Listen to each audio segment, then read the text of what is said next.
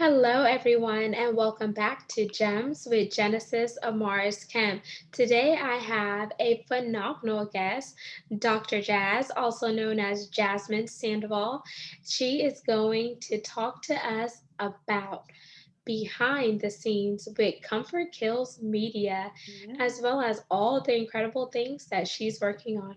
But you know what? I'm going to let her introduce herself to you all because who better can talk about her than she can? Welcome, Oh, Jazz.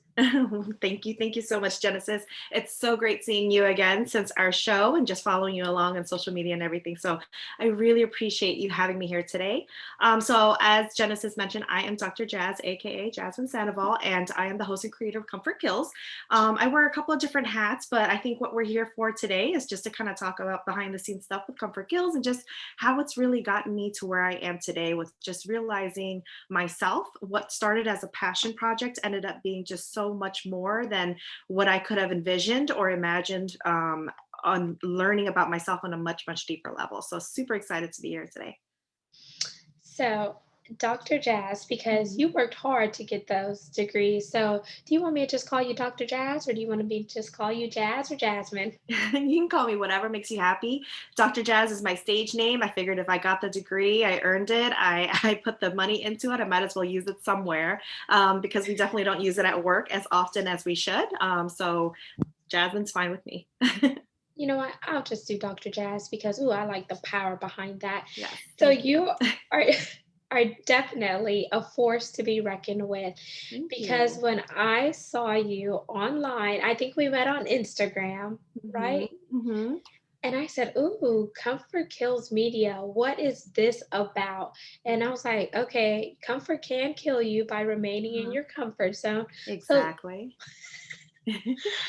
So I want you to unpack the name Okay. of and why you chose Comfort Kills Media, and what's the symbolic message that's tied to it. Okay. Okay. So Comfort Kills really started off as Comfort Kills Ambition. And every time I start a new project, my husband always says I get a little bit too long winded with the name. So he helped me condense it down to just Comfort Kills.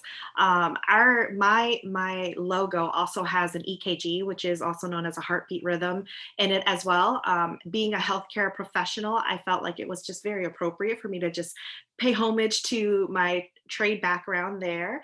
Comfort kills really just means, like what you were saying, it kills ambitions, it kills goals, it kills dreams. Remaining complacent will take you nowhere farther than you already are. And complacency for me is pretty boring. I'm always pushing myself to the max. I'm always pushing those around me to the max, whether it's my staff at work, whether it's my children at home, whether it's my husband and his career goals. Always really just pushing those around me to inspire to do more than what they're already doing. And do what's within their capability, right? So not really stretching yourself too thin, but just getting uncomfortable with being comfortable, or getting comfortable with being uncomfortable, so that you can really push forward and test those limits and break that barrier and that ceiling. Beautiful. And with all the hats and stuff that you do wear, how do you really find that time to practice self-care and really be there for Dr. Jazz? Because being a Mhm. wife, being a mother, being a motivational speaker in a sense, Mhm. running a podcast, you're doing so many different things where you're giving out to other people. How do you refuel Dr. Jazz to ensure that you're maintaining that holistic Uh-huh. groundingness? Right, right. So, as a nurse by trade, I think one of the things that we always preach, even to our new nurses that are coming on board in the profession, is always have an outlet, right? Because you're going to come to work, you're going to have a stress, you may have a stressful day, you may have patients who are very sick, you may have patients who are dying. What is your outlet? So some people say I like to go to the gym, some people say I like to read. For me it's arts and crafts. So the more I can get into my creative mode, whatever that may be, that's what really drives me and fuels me to replenish and rejuvenate for the next. And running a podcast meeting people on my show really is that allows me to be creative, and it allows me to meet so many different people from all walks of life and utilize that. And then now having to do the post production with the editing of the podcast, with the editing of the videos, even down to making intro videos for each and every person has been incredibly fun for me. So I like to really just get onto like the dorky techie side of me and play with those because it really allows me to be very creative. One of my recent guests that I am getting ready to interview, that I did his intro, he does children's fantasy books, and so his intro became really really fun because then I got to get very creative with how I did that, and it was just incredibly, for me, that's where my outlet is. So my outlet, it may seem like work for others when it's like creating, doing all this post production stuff, but for me, I just love kind of seeing it all piece together and come into fruition. And it's like you take all these raw items and put them together, and then now you have this beautiful production. So that's what fuels my fire. I love that. And if I could tell you, your intro videos as well as all the graphics you do are like boss because I thought Thank someone you. else did them for you. And I was like, oh my gosh, there she goes, killing it again.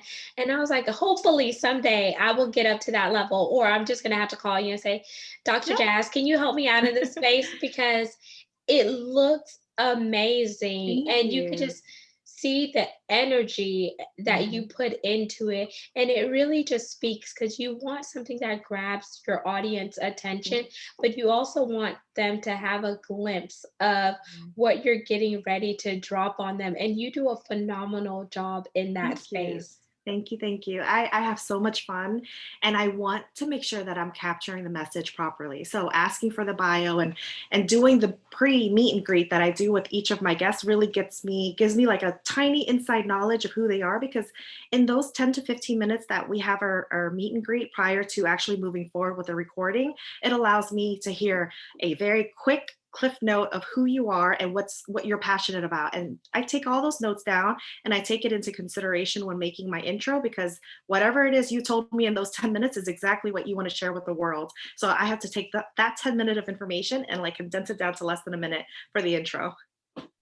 Amazing. And Thank it really you. just shows that you really care about the person that you're bringing on to your show because you did the homework and you went the extra mile to really cultivate who they are. And whenever we talk about Comfort Kills Media, what is something that you had to learn along the way to give you the amount of success that you see today? What I really learned, starting my first episode, I think a lot of the space that I found myself in was a lot of people who were life coaches of some sort, career coaches, business coaches. A lot of them came out of the woodworks. It's like, I want to be on your show. I wanted to be on your show.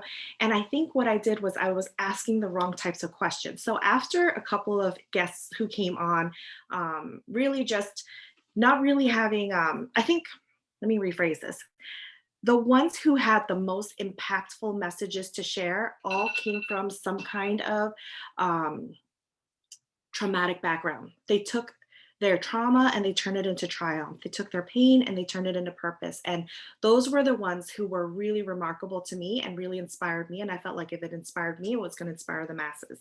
And if we can change one life with their story, that's what we were going to do. And so I ended up finding myself interviewing those who, and these were just stories they just started sharing organically, whether they shared it on other shows or not.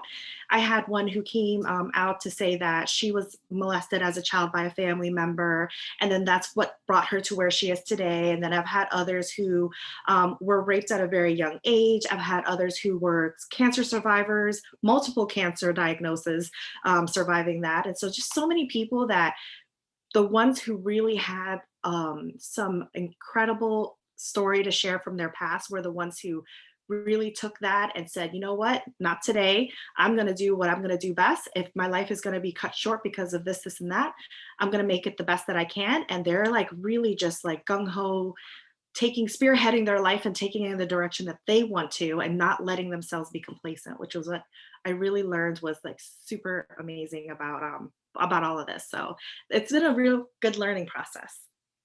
That is amazing because it's in those learning processes where we begin to develop mentally, physically, Hmm. emotionally, and we really become who we were created to be because we're really being authentic and we're Hmm. holding as well as sharing space with other Right. people who are on the same wavelength. So, do you find it that since you started Comfort Kills Media, that people who you wouldn't have reached out to just started gravitating to you and you're like, wow, okay, this could be the universe or it could be Mhm. divine intervention. Do you feel that? I do, and I've connected with all of my guests, and I feel like, what we were saying earlier, I stay in touch with everybody. I don't want, we've connected on such a vulnerable level, right? They shared their story, and in some cases, I shared my story, and I wasn't expecting to ever share my story. I never expected to share certain things to the world and have it going on podcast platforms and YouTube, but I did because it just felt right at the time. And so I've definitely kept in touch with every single person and learned so much along the way about them and then about myself in the process, which is what really kind of led me on to my next project. And that I'm like in the works in my mind right now, but it's not pen to paper yet. And that's where I want to take the conversation a little bit deeper. We're Hmm. not just going to sit on the surface level, y'all. We're going to go deep diving with Dr. Jazz because she has a lot of gifts and talents that are inside of her that needs to be pulled out. So, Hmm. Dr. Jazz, thinking about your childhood, thinking about where you are now, and thinking about the family that you created of your own, Yeah. how would you say that your upbringing was? And would you say your upbringing was good, bad, or it had some flaws, but you learned from that and it helped you strive for better? Oh, wow, that's a loaded question. Where do I start? No, my upbringing, I wouldn't change it for the world. I think that, my parents did a great job raising me. I felt like my mom did more of the work raising me. My mom and I got along really, really well. The one thing about my parents is they were Vietnamese refugee. And so one of the things that they kept drilling into me over and over is, we came to America for you to be successful. And now they're just kind of working the daily grind, paycheck to paycheck, doing what they can, but they have side hustles. They had an ice cream truck growing up. My mom had like an in basement tailoring shop that she would alter things for people growing up. And then eventually that bloomed into a brick and mortar bridal shop that she ended up running for many years, until the internet commerce, e-commerce and everything happened. And it kind of like she went under for that. But she was, for 20 years or so, she ran a bridal shop, whether it was in our basement or a brick and mortar. But being the only Asian daughter in the household, I was forced to learn the trade. And so I think growing up, I had a little bit of animosity towards having to help run the business, having to help be the other seamstress that she relied on, and didn't have a childhood, didn't have a teenagehood growing up. And so I had animosity growing up, but it wasn't until later on in my adult life did I realize all the trades and all the tools that I learned doing that, made me who I am today. It made me a serial entrepreneur. It made me look for opportunities everywhere I turned. So, yes, growing up, I felt some type of way, but definitely as an adult now, looking back retrospectively, I wouldn't change it for the world. It was hard. I wasn't out going to the movies with my friends. I was home, for every hem that I sewed, I got $2, and so it's like I was making money, and my mom taught me, if you want to buy something, you better make that money. You better be hemming more skirts. You better be, doing this and that. And so she really taught me that, hard work comes with you put in the hard work, but you get your fruits of the labor really comes from that. You don't just, money isn't handed to you. It doesn't grow on trees. And so I started with very humble beginnings, and it kind of made me who I am today. And that's so important that we recognize the childhood and the upbringing because, as you mentioned, a lot of animosity was there, but it was during that animosity where you gained your strength, and it was a Yes. building block for your foundation to Hmm. where you are now. And I could so relate to that, Dr. Jazz, because I'm Caribbean and South American background. So my parents came here from Hmm. the Caribbean, and I've seen them, work really hard to get to where they are. And there Hmm. was a lot of things that I saw my mother sacrifice on her personal desires to make sure that me and my brothers had what we Yeah. wanted. And then my father came here from Curacao and he had to go to work with his dad. He had to do various things, even Mhm. though back home where they were, their family was wealthy. But my dad always said, that's my parents' money, not my Mm. money. And so Mhm. he taught us the value of really working for yourself and etc. And even though life circumstances happen, you have to remember the roots that were instilled in you. And it's but Exactly. so I really appreciate you just sharing that because there's someone that needs to know that no matter where you start, it's not going to be where you finish, but it's something that's ingrained in the Mhm. lessons that you acquired. Mhm. There you go. So now, being a mother of two, Uh-huh. as well as a wife, how do you ensure that your family is living out their dreams and they're Mhm. not shrinking to their purpose? Because sometimes in life, someone may not know what their purpose is, so Mhm. they're looking for validation in all the wrong places Mhm. instead of looking internally. Yeah, yeah. So what I'm really, really good at doing is intuitively seeing where somebody has lots of strengths, and I play to those strengths. My husband, retired Army medic, has really, really great medical knowledge foundation. And so what I do is I just continue to like plant those seeds and say, you would do really well doing this and that. And I think what I try to do is I paint a really pretty picture that I think I believe that I can see in their future. And then I keep like kind of nudge and pushing them in that direction. My son just graduated from high school, as we discussed prior to. Yeah. Whoop, whoop. And so he from the very beginning always knew he wanted to be an engineer. Always knew he wanted to get into engineering. And that's exactly what he did. It was easy for him. He kind of like gave himself a prescribed path and just went that direction. And it's working out for him. And I hope and wish him the best when he goes off to college now in September. My daughter loves, and she's sitting right here. She Tell her to say absolutely, hi. she said hi. She can't hear, but she definitely is more like me. She's kind of like, I want to do this and this and this and this. So she has all these amazing ideas. And I'm like, all right, Carol, let's reel it back a little bit. Let's really focus, right? Because one time we sat at dinner and I asked everybody around the table if you can name like what's my one flaw that you can name, what is it? And so one of the things, or the thing that she said about me, was chasing the American dream. And I said, well, how can that be a flaw? But it's because I think she felt like, and I agree to some extent, that I'm always constantly chasing the American dream and looking for so many different opportunities that I might be stretched a little too thin. And so, that's exactly the same way she's going. But she's very smart, she's very witty, and what I'm trying to do is help her find something. But I think like she's like me, she also is very strong-willed. The more I try to put her into like this box that she presumes I'm putting her in, the more she goes, I'm not doing that, I'm doing this instead. So she goes the other direction. But even just with my staff, because I'm a nurse leader at work, that's what I do too. If somebody expresses, or if somebody shows really tremendous leadership skills, I will tell them, I think you have leadership in your future. Continue doing what you're doing, continue being curious, continue pushing forward. Or if somebody expresses that they want to continue to progress, but they see themselves more like going down the education route. So and then I always try to like dig deep, and I'm like, here, and then I feed them information like, look, check out this program, do this, do that. And so I do the same thing with my family, whether it's my husband and kids, or with my external family, a little bit farther out with my cousins and everybody else. I keep trying to just find their strengths and help push them a little bit if they need help pushing.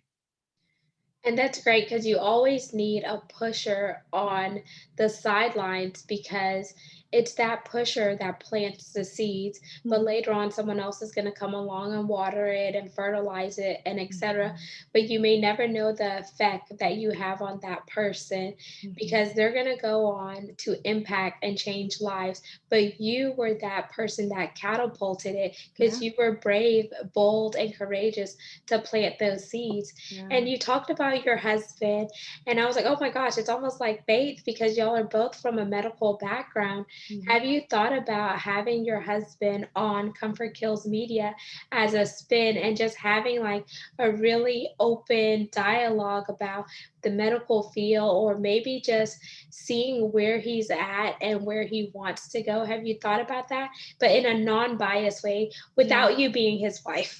Right, right.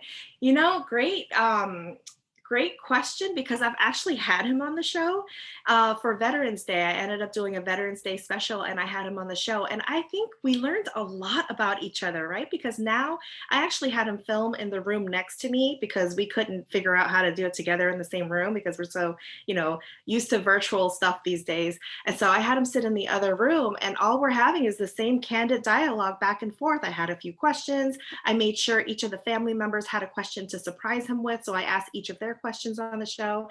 And he's just having to, impromptu answer these questions. No preparation, nothing. Nobody gets preparation on my show. I just ask the questions and whatever comes out your mouth is your answer.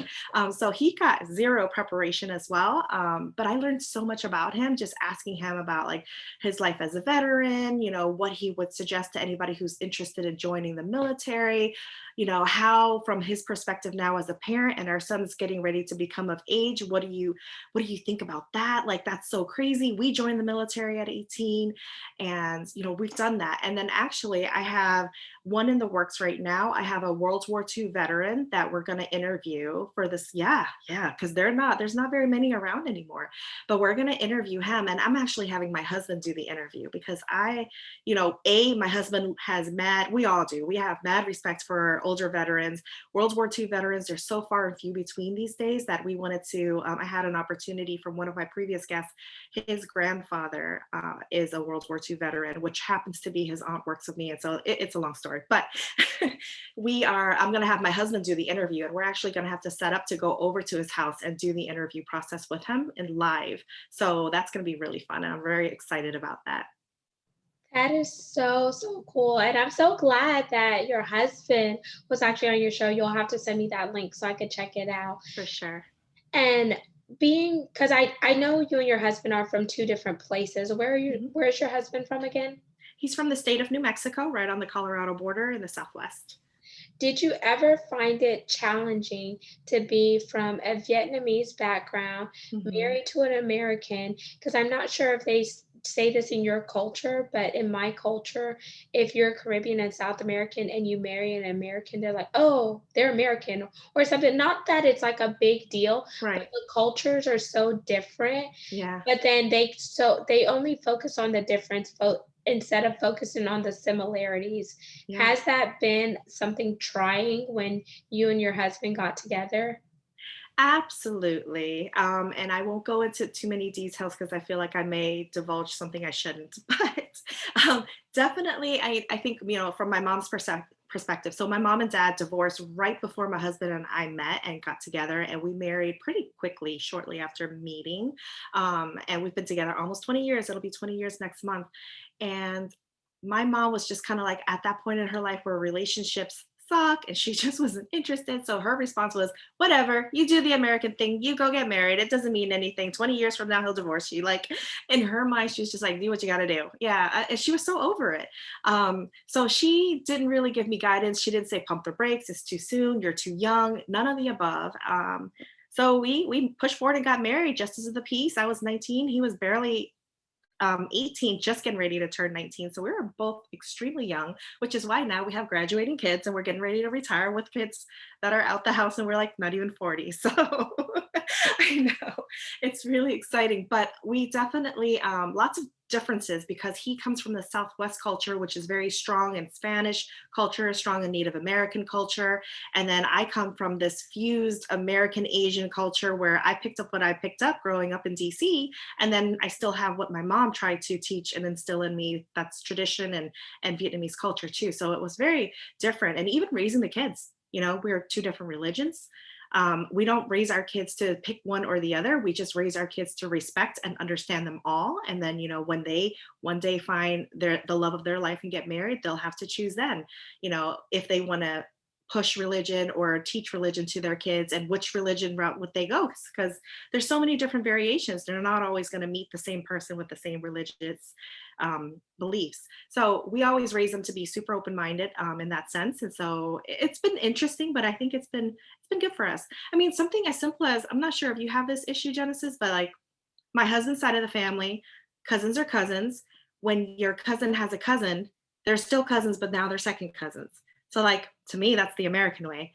In my side of the family, when my cousins have kids, I'm auntie, and so I promote to auntie, and my cousin's kids are now my nieces and nephews. And so that's been challenging for my kids as they were growing up. They're like, well, how come on this side they're cousins, but that's her baby and that's dad's cousin. Then over here, that's her baby and that's mom's cousin. But now that's your niece and nephew. So it gets really, just Asian culture, we promote a generation, we promote. And then in my husband's culture, you become second and third cousins. And so it's, it's been challenging. That has been challenging for me too, because my husband is Black American, and so he does like what your culture promotes, like aunties and different stuff like that. And so I had to like relearn because we went to a family gathering and someone said, "Well, no, that's his cousin." So they were kind of giving me the family tree. But then in my brother's wife, they're Cameroonian, so they have the same culture, a little bit similar to the Vietnamese culture, where Mhm. they promote there. Then my other brother is married to an Indian. So it's Oh, like so wow. many different cultures. And then I'm like, oh my gosh, what is this? Why can't you just say that's a cousin, that's an aunt, that's something? Because it's like you have to like Yeah. kind of figure it out and you don't want to offend anyone. Mhm. And so it's a lot that's being pulled out. And then early on, when I was growing up, my brother dated someone from Vietnam. So she was Vietnamese. She was actually our next door neighbor, and they had like a great relationship. But it wasn't until their well, yeah, her family had came over, and I guess they didn't really like the interracial dating. So then Oh, that started to wreak havoc. But then me growing up, like they were our next door neighbors and we became friends. So I went everywhere with the mom. And can you imagine like a little brown girl going everywhere with a Vietnamese family, the looks that yeah. you get? Oh my And goodness. I just learned, like, my parents told me not to see color or whatnot, and when my Mhm. dad passed, like, they showed up, and we've known them for so long, and some of Oh, them showed up and not even my dad's brothers and sisters for various reasons, and I wow. was like, "That's my family." People were asking who they were. I was like, "Oh, the Vietnamese people? That's my family." I said, "Oh, the Hispanic people? That's my family." Mhm. Because those were the people that we grew up with, like, in a mixed environment, Yeah, and I said, your family doesn't just have to be blood, yeah. there's other people outside that treat you just like family. But Mhm. I'm glad that you talked about that because it's so important because I think that's part of comfort kills because sometimes we Right. get so comfortable listening to what our family has instilled in us and it may not Mhm. always be the right thing because times have changed, the Mhm. world is evolving, and we must evolve as we begin to learn and grow and Yeah. become more of an individual. So what would you say is on the cusp of comfort kills media since we're going behind the scenes? I just don't want to hear about this, but I want to hear about the woman behind Yeah. comfort kills because you are truly becoming who you were created to be. Thank you. Thank you. Right now, I as I learned about myself more and more with each individual guest that I've met, I am putting pen to paper. And what I'm doing is I am going through the chronicles and I am looking at each of the guests that I've met and how each of them and the interview had impacted me and how I learned about myself while I learned about them. So, Genesis, for example, our episode and speaking about diversity, equity, inclusion, that taught me so much. That, along with one of the ones from another guest that I had, Becky, who was born with dwarfism, taught me so much about how to be inclusive, right? So I felt like I was never at what I would consider like a disadvantage where I always felt or ever felt kind of in that weird bubble of being excluded because of being Asian American. Fortunately for me, working in the healthcare world, I think there's plenty of diversity that we really don't see a whole lot of that. But in speaking to you, it made me learn so much more about myself. There were things about my childhood growing up that I felt those types of exclusion moments and those types of nobody asked me what I needed. Nobody nobody was proactive enough to say, what can we do to help this Vietnamese family that doesn't speak any English, you know? And so there were things about that I learned. There were conversations that I've had with people who were cancer survivors, and I, for the first time ever, revealed that I was once a cancer, you know, I survived cancer as well, but I never spoke about it because I guess in my mind, I was like, I don't want to be a victim, you know, and I wasn't being a victim. I think I was just shielding myself from the truth of how much it hurt me. I've exposed so much on my channel that I'm kind of afraid if my kids ever actually went through and listened to every single episode, what they'll learn about me. But I've learned so much that I think I'm putting at this point pen to paper, and I'm connecting the dots of where I learned. Why did I join the military? People ask me that all the time. I'm like, because I did, because it just seemed naturally right at 18 years old. But I learned about myself that it had a lot to do with my parents being Vietnamese refugee, my dad, South Vietnamese Army, working alongside American troops. And I realized a year into my podcast now that the reason why I joined the military 20 years ago, 21 years ago, was because I wanted to pay back the US government and the people of the United States, something that they did for us and the lives that they lost. That was my way to pay back. And so it was really interesting. And so those bits and pieces, and as people are asking me questions too, I'm learning so much about myself and I didn't even know it. And thank you so much for being vulnerable and just really sharing that.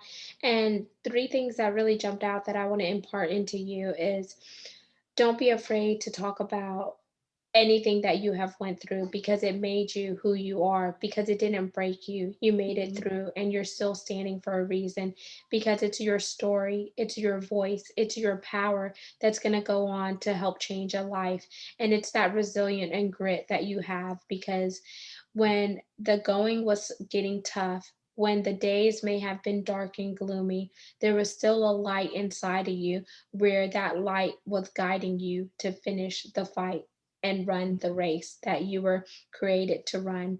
Then, for paying back the US for what they did for you and your family, I want to salute you and I want to thank you for serving and protecting our country because sometimes people see the military and they may see it as a negative because of some of the things they heard on the media. And sometimes mhm. the media could flip things, but there's always two sides of a Yeah. coin, just like there's two sides of a story.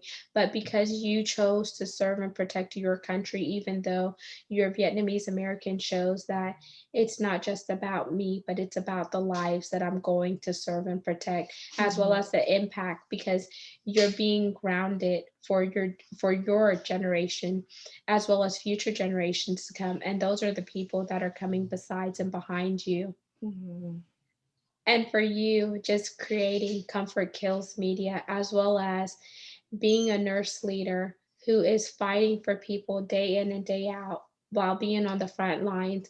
And you see a lot of things, you hear a lot of things. You mhm, may save a life, you may lose a life. mhm, Never stop fighting for those who can't fight for themselves. And you never know how your service in a hospital setting is speaking to somebody, and they may never tell you thank you, but I'm mhm. telling you thank you because it's Yeah. people like you who make it easier for people like me who have family members that go into the hospital setting. And it's so important that you don't cut corners and you really, Mhm, remain positive because someone needs that positivity. Smile even when it hurts because a mhm, smile is contagious. Always remain Dr. Jazz and be true to yourself, even if they don't call you Dr. Jazz. That's what you earned. So wear it and wear it well. Put on that mhm, white coat and say, you know what? I did this. And there's going to be another Vietnamese American girl or another Vietnamese boy or someone that I'm giving hope for because they may mhm, not have had a fighting chance if they didn't see somebody that looked like you. mhm. Thank you. So there's so many incredible things I could say about you, Dr. Jazz, and I really, really do appreciate the vulnerability because that's what it's about. Going Mhm. behind the scenes of Comfort Kills Media. People may see the brand, but they may not take the time to get to know the woman behind the brand, and that's important. Thank you so much, Genesis. I really appreciate that. Oh. Are there any lasting Are there any last remarks or words that you would like to say to the listeners as well as the viewers to help motivate them to get up off that couch, Mhm. take that leap of faith, and kill that comfort so they could be an overcomer? That's right. Just do your best, do what you can do, but be authentic to yourself. Don't try to copy anybody. Don't try to do something that's already been created. Be you, be authentically you. Take something that somebody's already done and just spin it, right? So, Genesis, I think it's amazing what you're doing, what you've done so far and thus far leading up to this. Everything you've been doing, I've been paying attention to, and you're giving people a voice where there wasn't a voice before. So very much appreciate that. And thank you, of course, giving me this platform to just be able to tell my story and just, a little bit of it and sharing it with the world. Anytime, you're definitely gonna have to come back for another segment because we really got a deep dive, and you can't really go scuba diving in just 30 minutes and expect Right. to see all the beauties in the ocean. So Exactly. you definitely are coming back. And I want you to tell my listeners as well as viewers, once again, who you are, how they Mhm. could connect with you on social media, and just tell them one quote or staple that you live by. Oh, wow. So my name is Dr. Jazz, also known as Jasmine Sandoval. Where you can find me is either drjazzspeaks.com or comfortkillsmedia.com. Either of those will help redirect you to my different social medias and everything. And I think the thing that I just want to leave everybody with at the end of the day is just be organically you. Don't try to be somebody who's not you. Don't try to do something that's different.